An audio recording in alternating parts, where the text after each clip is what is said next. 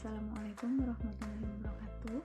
Perkenalkan, kami dari kelompok 7 yang beranggotakan Indah Soleha, Risma Aulia Rahman, Rifani Azahra Hidayat, dan Yusy Yusinta Dewi akan menerangkan materi mengenai kesalahan berbahasa.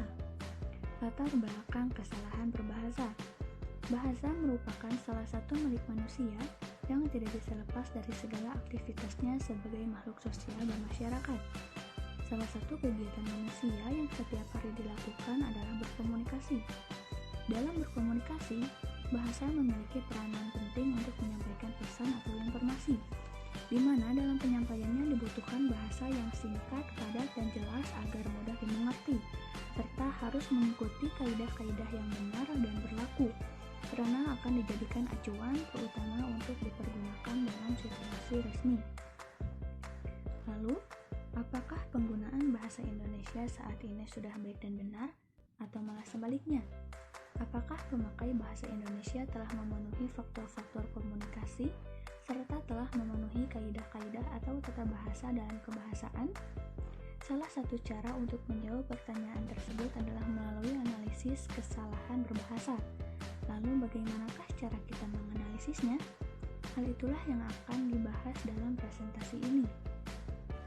Yang pertama, kita akan menjelaskan mengenai pengertian kesalahan berbahasa. Kesalahan berbahasa bisa terjadi karena kemampuan pemahaman siswa atau pembelajar bahasa. Artinya, siswa belum memahami sistem bahasa yang digunakan. Kesalahan biasanya terjadi secara sistematis yang dapat berlangsung lama bila tidak diperbaiki. Maka di sini peran guru sangat penting untuk memperbaikinya. Misalkan, melalui pengajaran remedial, pelatihan, praktik, dan sebagainya. Kadangkala sering dikatakan bahwa kesalahan merupakan gambaran terhadap pemahaman siswa akan sistem bahasa yang sedang dipelajari. Apabila tahap pemahaman siswa terhadap sistem bahasa yang dipelajari ternyata kurang, maka kesalahan akan sering terjadi. Sebaliknya, kesalahan akan berkurang apabila tahap pemahaman siswa lebih baik. Selanjutnya, pengertian kesalahan berbahasa menurut para ahli. Yang pertama, menurut Kristal. Kristal mengatakan bahwa analisis kesalahan adalah suatu teknik untuk mengidentifikasikan, mengklasifikasikan, dan menginterpretasikan secara sistematis kesalahan-kesalahan yang dibuat siswa yang sedang belajar bahasa kedua atau bahasa asing dengan menggunakan teori-teori dan prosedur-prosedur berdasarkan linguistik. Yang kedua, menurut Tarigan. Tarigan mengatakan bahwa analisis kesalahan berbahasa adalah suatu proses kerja yang digunakan oleh para guru dan peneliti bahasa dengan langkah-langkah mengumpulkan data, mengidentifikasikan kesalahan yang terdapat di dalam data, penjelasan kesalahan-kesalahan tersebut, pengklasifikasian kesalahan itu berdasarkan penyebabnya, serta pengevaluasian taraf keseriusan kesalahan itu. Lalu yang ketiga, ada menurut Holder. Holder mengatakan bahwa kesalahan berbahasa adalah pelanggaran terhadap kode bahasa. Pelanggaran terhadap kode ini bukanlah hal yang bersifat fisik semata-mata, melainkan merupakan tanda akan kurang sempurnanya pengetahuan dan penguasaan terhadap kode. Berdasarkan berbagai pendapat, dapat disimpulkan bahwa kesalahan berbahasa Indonesia adalah pemakaian bentuk-bentuk tuturan yang meliputi kata, kalimat, paragraf yang menyimpang dari sistem kaidah bahasa Indonesia baku, serta pemakaian ejaan dan tanda baca yang telah ditetapkan dalam buku Ejaan Bahasa Indonesia yang disempurnakan. Bahasa Indonesia yang baik dan benar. Gambaran kasar tentang sumber kesalahan berbahasa merupakan faktor yang signifikan bagi guru untuk memahami sistem pembelajaran bahasa siswa. Artinya, dengan mengetahui gejala-gejala yang muncul dalam bentuk kesalahan berbahasa, Anda dapat menyimpulkan bagaimana sebenarnya anak-anak itu belajar bahasa. Misalnya, Anda akan mengetahui bahwa kata-kata yang mengandung makna leksikal akan dikuasai terlebih dahulu oleh anak daripada kata-kata yang mempunyai makna gramatikal. kata, daripada, karena, dengan, bahwa, maka, oleh, dan sebagainya merupakan kata-kata yang mengandung makna gramatikal. Makna dalam konteks gramatikal ialah untuk menyatakan perbandingan. Kata-kata semacam itu baru memperoleh maknanya ketika dalam proses tata bahasa, dan hal itulah yang sulit dikuasai oleh pembelajar bahasa. Demikian juga kata-kata yang disebut sebagai deiksis, yaitu kata yang rujukannya berubah-ubah sesuai dengan pembicara dan konteksnya. Ternyata juga sulit dikuasai oleh anak.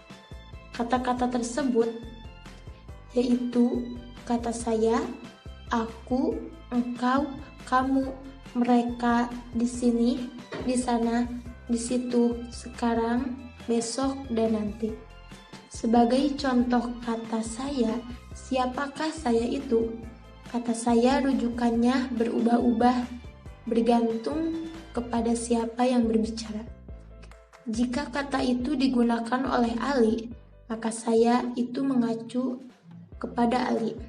Tetapi apabila kata itu digunakan oleh Umar, dan saya itu mengacu kepada Umar, kata saya dapat memacu pada Ali dan Umar dan bahkan pada siapa saja yang menggunakan kata itu.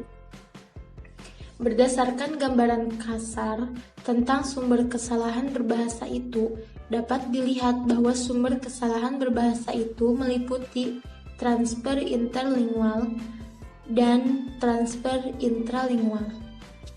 Berikut ini Anda akan mempelajari tiap-tiap sumber kesalahan berbahasa tersebut.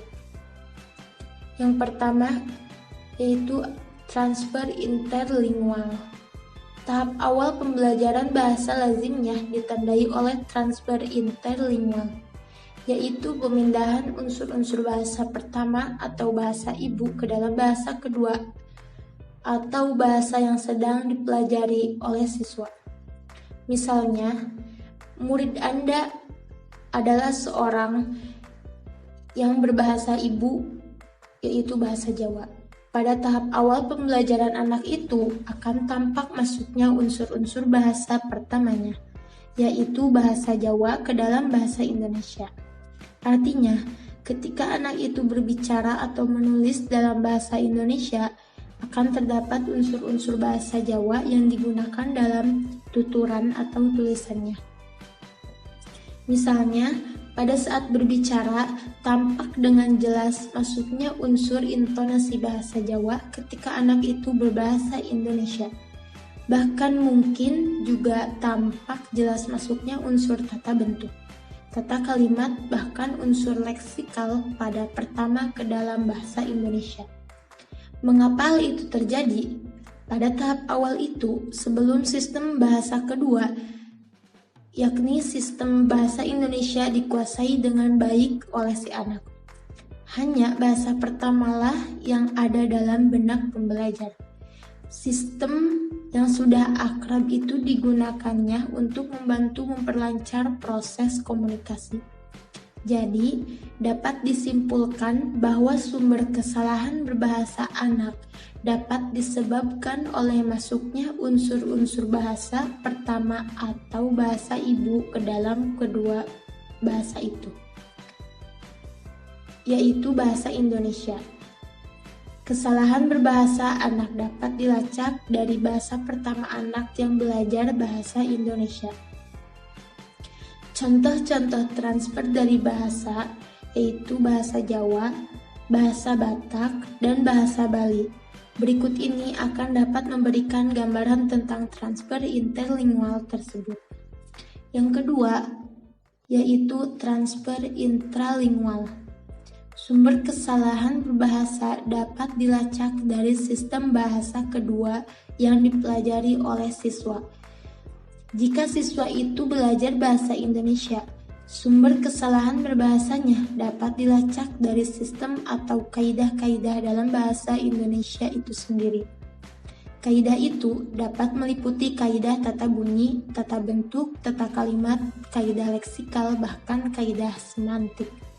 Berdasarkan hasil penelitian, tampak bahwa sumber kesalahan ini merupakan sumber kesalahan terbesar. Bahasa pertama atau bahasa ibu yang sering dituduh sebagai sumber kesalahan terbesar berbahasa kedua itu ternyata hanya menjadi faktor penyebab yang kecil saja, yaitu kira-kira 13%. Sedangkan selebihnya adalah sumber dari sistem bahasa kedua itu sendiri. Selanjutnya ada kategori kesalahan berbahasa. Kesalahan berbahasa dapat terjadi dalam setiap tataran linguistik atau kebahasaan. Ada kesalahan yang terjadi dalam fonologi, morfologi, sintaksis, wacana, dan semantik. Kesalahan berbahasa dapat disebabkan oleh intervensi atau tekanan bahasa pertama terhadap bahasa kedua.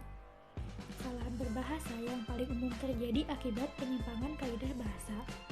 Burt, Dulay, maupun Krashen membedakan wilayah atau taksonomi kesalahan berbahasa menjadi kesalahan atau kehilafan. A. Taksonomi kategori linguistik. B. Taksonomi kategori komparatif. C. Taksonomi kategori strategi performasi. D. Taksonomi kategori efek komunikasi. Kemudian, taksonomi kategori linguistik membedakan kesalahan berdasarkan komponen bahasa dan konsisten bahasa. Berdasarkan komponen bahasa, wilayah kesalahan dibedakan menjadi A. Kesalahan tataran fonologi. B. Kesalahan tataran morfologi dan sintaksis. C. Kesalahan tataran semantik dan kata. D. Kesalahan tataran wacana. Berdasarkan taksonomi kategori strategi performasi, kesalahan didasarkan kepada penyimpangan bahasa yang terjadi pada pemerolehan dan pengajaran bahasa kedua. Dalam kategori strategi performasi, tataran kesalahan bahasa dapat dibedakan menjadi 4 kesalahan. Berikut adalah keempat kesalahan kategori strategi performasi.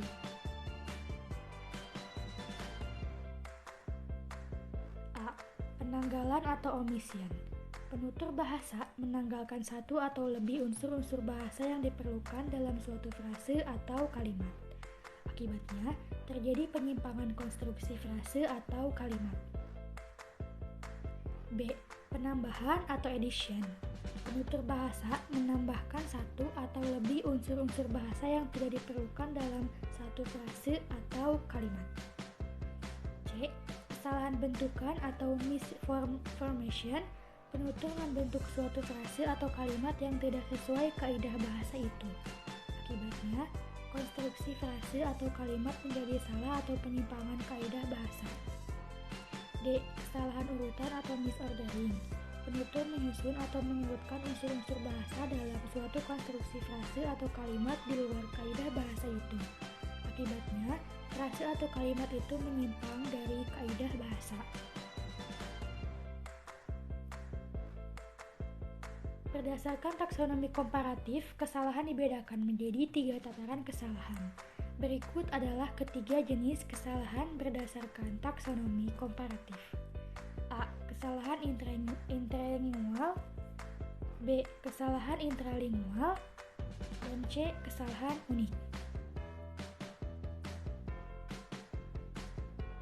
Berdasarkan kategori efek komunikasi, kesalahan bahasa dapat dibedakan menjadi kesalahan lokal dan kesalahan bahasa global.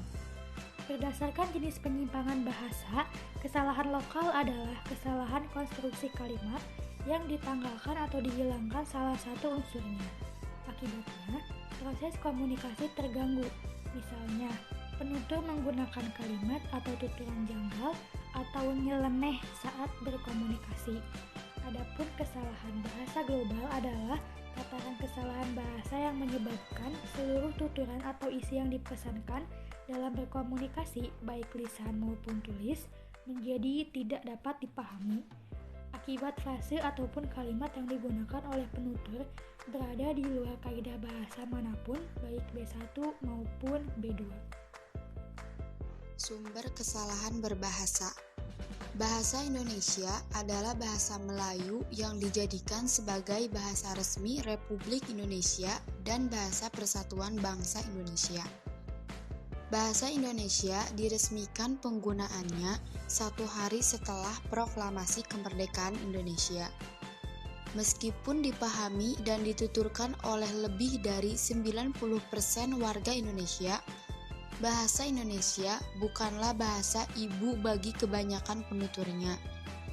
Penutur bahasa Indonesia seringkali memakai versi sehari-hari atau kolokial, atau mencampur adukan dengan dialek Melayu lainnya atau bahasa ibunya. Meskipun demikian, penggunaan bahasa Indonesia sangat luas, terutama di perguruan-perguruan tinggi, surat menyurat resmi, media massa, sastra, perangkat lunak, dan berbagai forum publik lainnya. Sehingga dapatlah dikatakan bahwa bahasa Indonesia digunakan oleh seluruh warga Indonesia. Kesimpulan, kesalahan berbahasa Indonesia adalah pemakaian bentuk-bentuk tuturan yang meliputi kata, kalimat, paragraf yang menyimpang dari sistem kaidah bahasa Indonesia baku serta pemakaian ejaan dan tanda baca yang telah ditetapkan sebagaimana dinyatakan dalam buku Ejaan Bahasa Indonesia yang disempurnakan. Kesalahan berbahasa yang relatif dilakukan dalam proses berkomunikasi dengan orang lain. Antara lain dapat disebabkan dari segi fonologi dan morfologi. Kesalahan dalam bidang morfologi relatif dalam bentuk afiksasi, proses reduplikasi, dan proses pemajemukan. Menganalisis kesalahan berbahasa dalam bidang sintaksis dan semantik merupakan bagian integral dan analisis kesalahan berbahasa secara terpadu di bidang kebahasaan. Kesalahan yang relatif sering terjadi dalam bidang sintaksis adalah sebagai berikut. 1. Dalam segi prasa, 2. Dalam segi klausa, 3. Dari segi kalimat. Adapun kesalahan dalam bidang semantik disebabkan pertama, adanya penerapan gejala hiperkoret dalam penyusunan kalimat seperti penggantian E besar menjadi E kecil, penggantian fonem si menjadi S. Kedua, adanya penerapan gejala peomsme dalam penyusunan kalimat. Sumber kesalahan berbahasa. Bahasa Indonesia.